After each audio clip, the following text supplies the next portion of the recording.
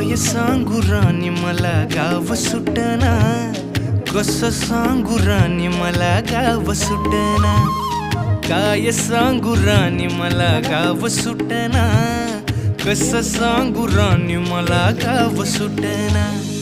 बंद गळ्यामंदी माझं मावनाग अंग, जीनच्या कापडामंदी दुनिया झाली कशी तंग, जो तो हाय राणी आपल्या धुंदीमधी दंग, माणसांनी माणसांचे सोडले का रंग, म्हाताऱ्याच्या धोतराची गाठ सुटना, काय सांगू राणी मला गाव सुटना, काय सांगू राणी मला गाव सुटना, कसं सांगू राणी मला गाव सुटना।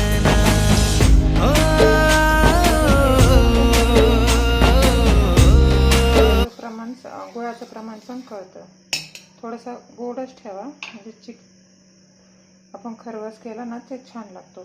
तर यामध्ये आपण टाकूया आता नॉर्मल 1 वाटी दूध,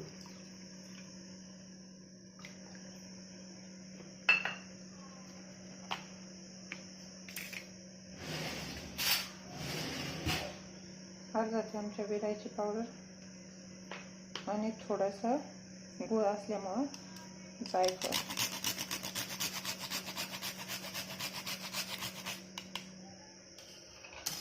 हे छान ढवळून घेऊया।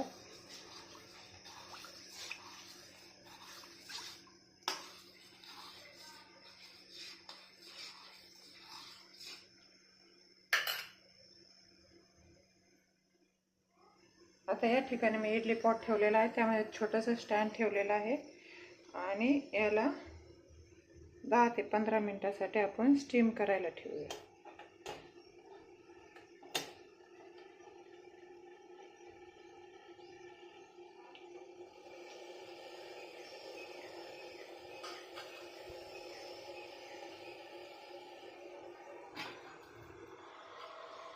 हे बघा, आपण आता स्टीम दिल्यानंतर ते खरवस होता ना त्याला 1 तास फ्रीजमध्ये ठेवले होते, तर त्याच्या आता खूप छान वड्या पडत आहेत।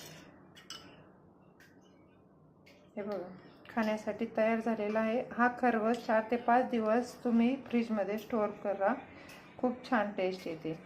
अशाच नवनवीन रेसिपी पाहण्यासाठी तुम्ही श्रीज किचनला लाईक आणि सबस्क्राईब करा। थँक्यू।